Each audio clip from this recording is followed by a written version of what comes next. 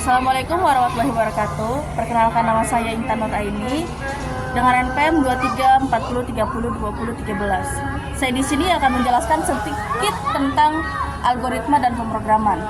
Dalam pemrograman, algoritma berarti suatu metode khusus yang tepat dan terdiri dari rangkaian langkah-langkah yang terstruktur dan ditulis secara sistematis untuk menyelesaikan masalah dengan komputer. Algoritma dibagi menjadi beberapa bagian berdasarkan format penulisannya, yaitu pertama adalah kalimat efektif. Penulisan notasi algoritma menggunakan kalimat deskriptif disebut dengan notasi alami. Notasi algoritma deskriptif biasanya digunakan pada algoritma yang pendek karena apabila untuk algoritma yang panjang, notasi deskriptif kurang efektif. Keuntungan algoritma deskriptif: yang pertama, mudah dipahami, dan yang kedua, mudah diubah, yang ketiga, mudah didokumentasikan. Serta kekurangan algoritma: yang pertama, kurang ringkas, yang kedua, kurang presisi, dan yang ketiga, kurang efisien. Dan selanjutnya saya akan menjelaskan tentang flowchart. Flowchart atau bagan alur adalah bagan atau chart yang menunjuk alur atau flow. Di dalam program atau prosedur sistem secara logika digunakan untuk alat bantu komunikasi dan dokumentasi. Jenis-jenis flowchart: yang pertama, ada alur program atau program flowchart, terdiri dari dua macam, yaitu bagan alur logika program atau program logika flowchart dan bagan alur program komputer terinci atau DLR HD Computer Program Flowchart. Dan yang kedua, ada bagan alur sistem atau sistem flowchart, menunjukkan arus pekerjaan secara keseluruhan dari sistem. Terus selanjutnya saya akan menjelaskan tentang fungsi flowchart. Fungsi lain adalah untuk menyederhanakan rangkaian prosedur agar mempermudah pemahaman informasi tersebut. Selanjutnya ada tujuan flowchart. Tujuan flowchart adalah memberi gambaran suatu tahapan penyelesaian pada suatu masalah dengan sederhana, jelas, dan rapi tentunya, terurai dan menggunakan berbagai simbol-simbol standar. Selanjutnya ada pedoman flowchart. Pedoman flowchart: yang pertama, ada bagan alur atau flowchart sebaiknya digambar dari atas ke bawah dan mulai dari bagian kiri sudut halaman. Yang kedua, ada kegiatan harus ditunjuk dengan jenis input dan outputnya. Dan yang ketiga, flowchart sistem berbeda dengan bagan alur program. Selanjutnya saya akan menjelaskan tentang pseudocode. Pada dasarnya, pseudocode merupakan suatu bahasa yang memungkinkan programmer untuk berpikir terhadap permasalahan yang harus dipecahkan tanpa harus memikirkan sintaks dari bahasa pemrograman tertentu. Selanjutnya ada karakteristik pseudocode. Yang pertama, sederhana. Pseudocode biasanya ditulis dalam bahasa manusia yang kaku seperti dalam bahasa pemrograman. Yang kedua, tidak berpihak. Pseudocode dapat diubah menjadi kode dalam berbagai bahasa pemrograman sehingga memudahkan pengembang untuk mengimplementasikannya dalam bahasa yang sesuai dengan kebutuhan proyek. Yang ketiga, fleksibel. Pseudocode tidak terikat pada bahasa pemrograman tertentu sehingga memungkinkan pengembang untuk fokus pada konsep dan alur logika tanpa terbatas oleh detail implementasi. Selanjutnya ada market size. Yang pertama, menggunakan struktur kendali pengulangan atau percabangan. Yang kedua, menggunakan istilah yang jelas dan deskriptif. Yang ketiga, tekankan pada logika algoritma. Selanjutnya ada manfaat pseudocode. Yang pertama, memudahkan pemahaman dan revisi algoritma. Dengan menggunakan pseudocode, pengembang dapat dengan mudah memahami algoritma dan melakukan revisi jika diperlukan sebelum melakukan implementasi.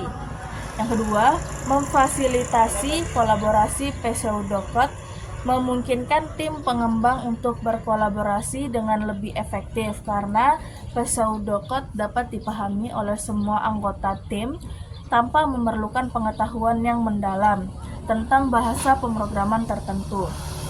Yang ketiga, meningkatkan kualitas kode. Dengan merencanakan algoritma secara menyeluruh menggunakan pseudocode, pengembang dapat menghasilkan kode yang lebih efisien, mudah dimengerti, dan mudah dirawat.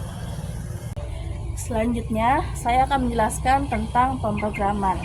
Pemrograman adalah perwujudan atau implementasi algoritma yang ditulis dalam bahasa pemrograman tertentu, sehingga dapat dilaksanakan oleh komputer. Kegiatan membuat program disebut pemrograman atau programming. Orang yang menulis program disebut pemrogram atau programmer. Mekanisme pelaksanaan algoritma oleh proses secara garis besar, komputer tersusun atas 4 komponen, yaitu piranti masukan dan piranti keluaran, unit proses utama, serta memori. Bahasa pemrograman. Para ahli telah berhasil membuat kamus yang disebut dengan pemrograman bahasa mesin.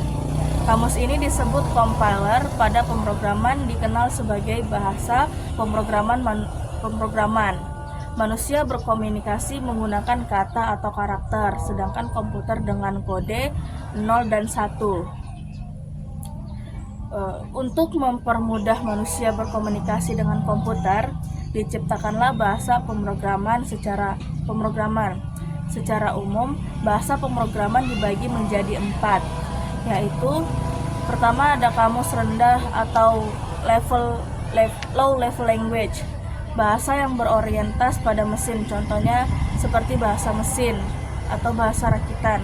Yang kedua ada bahasa menengah atau middle level language, merupakan bahasa pemrograman yang menggunakan aturan-aturan gramatikal dalam penulisan ekspresi, contohnya adalah bahasa C.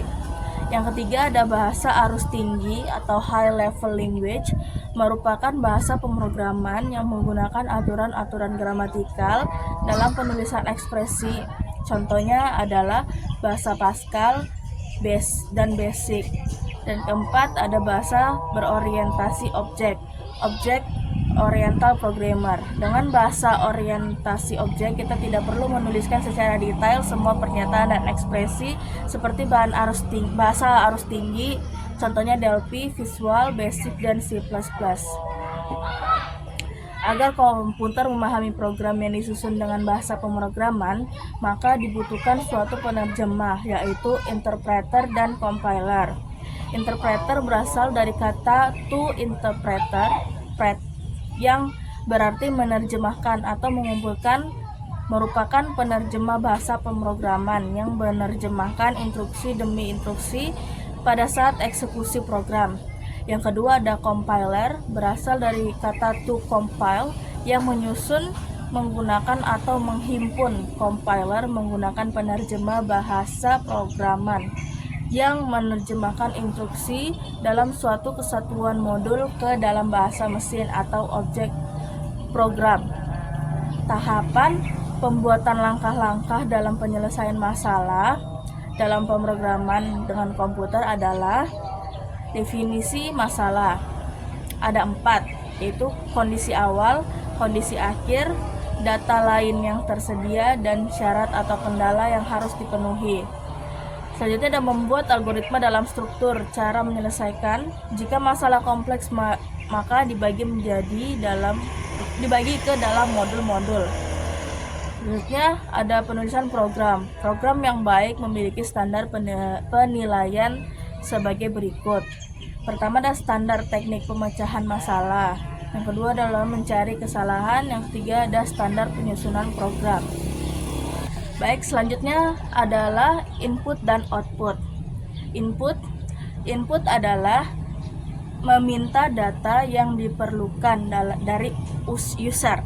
Algoritma menggunakan kata kunci read untuk menginput data. Data yang dapat diinput hanyalah data berupa integer, file, chart, atau string. Sedangkan data boolean tidak dapat diinputkan menggunakan read. Dalam algoritma, kita tidak perlu memikirkan dari peralatan mana user menginput data, apakah dari mouse, keyboard, dan lain sebagainya. Hal ini merupakan masalah pemrograman. Pembuatan algoritma juga tidak perlu memikirkan masalah tampilan saat penginputan berlangsung. Selanjutnya ada output. Output artinya mencetak informasi yang dihasilkan oleh algoritma, dan Dari kata lain, algoritma tersebut memiliki satu output. Algoritma menggunakan kata kunci write untuk menetapkan suatu data di mana data dapat berupa suatu data konstanta, ekspresi, maupun suatu variabel. Dalam algoritma, kita tidak mempermasalahkan ke peralatan mana data tersebut akan dicetak karena merupakan masalah pemrograman. Kita juga tidak mempermasalahkan dalam format bagaimana data tersebut dicetak.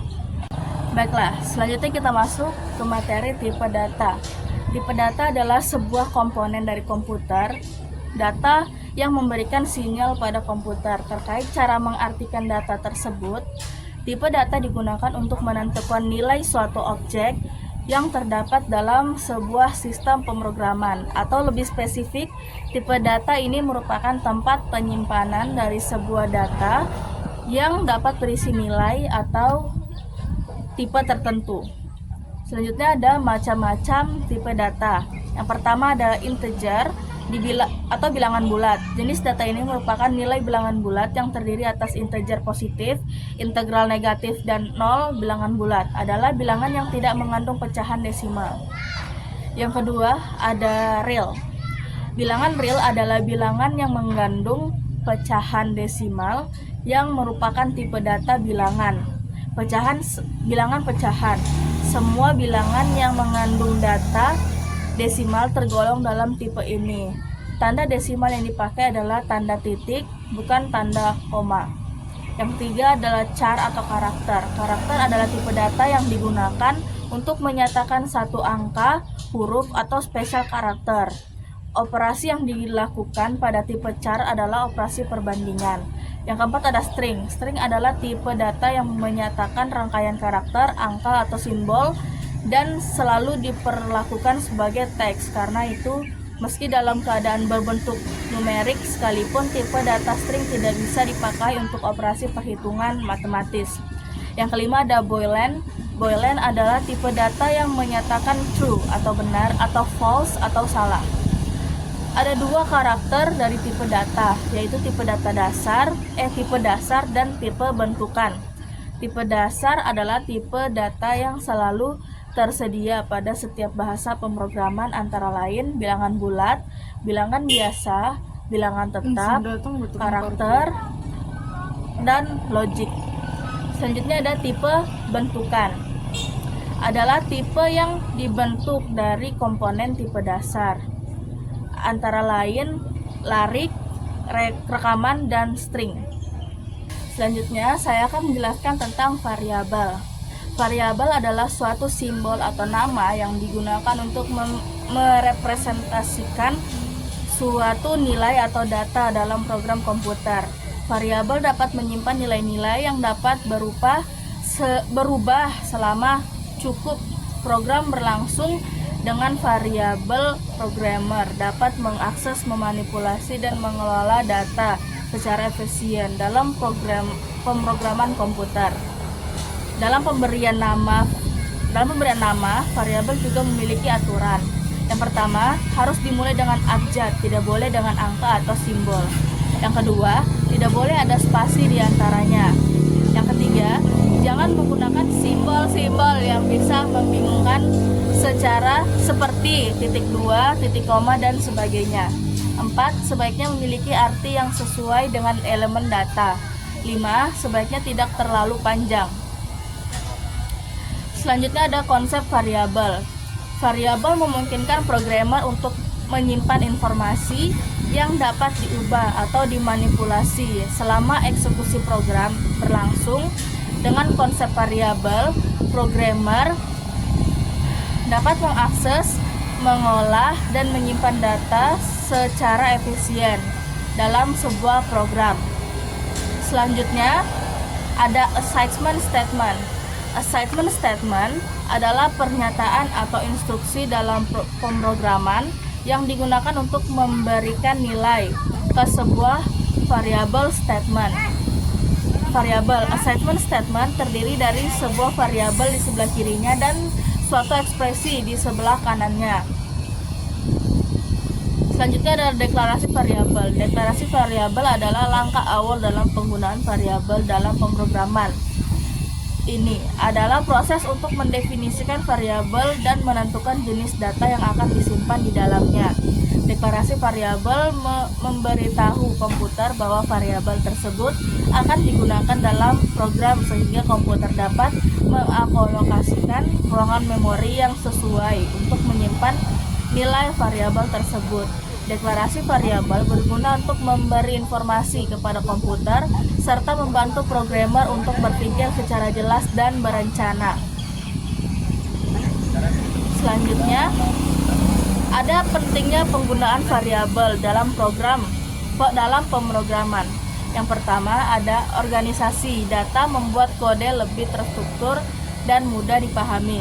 Yang kedua, ada efisiensi kode, mengurangi duplikasi kode dan mempercepat pengembangan. Yang ketiga, ada meningkatkan fleksibilitas, memungkinkan penyesuaian cepat terhadap perubahan kebutuhan. Selanjutnya, saya akan menjelaskan tentang konstanta. Konstanta adalah variabel yang nilai datanya bersifat tetap dan tidak bisa diubah. Konstanta adalah suatu tempat yang digunakan untuk menampung data di memori yang mempunyai nilai yang tidak dapat berubah atau nilai yang tetap selama proses pemrograman berjalan. Jadi dapat dibayangkan bahwa konstanta yaitu sebuah wadah yang berisikan nilai yang tidak dapat diganti-ganti. Selanjutnya ada konstanta dibagi menjadi dua bagian, yaitu konstanta bilangan dan konstanta teks. Konstanta bilangan adalah pemrograman C++. Konstanta bilangan dapat dibagi menjadi 3 kelompok, yaitu konstanta bilangan bulat, konstanta desimal berpresisi tunggal, konstanta desimal berpresisi ganda. Terus selanjutnya ada konstanta teks. Dalam hal ini konstanta teks dibagi menjadi 2, yaitu data karakter dan data teks. Baiklah, sekian penjelasan dari saya. Wassalamualaikum warahmatullahi wabarakatuh.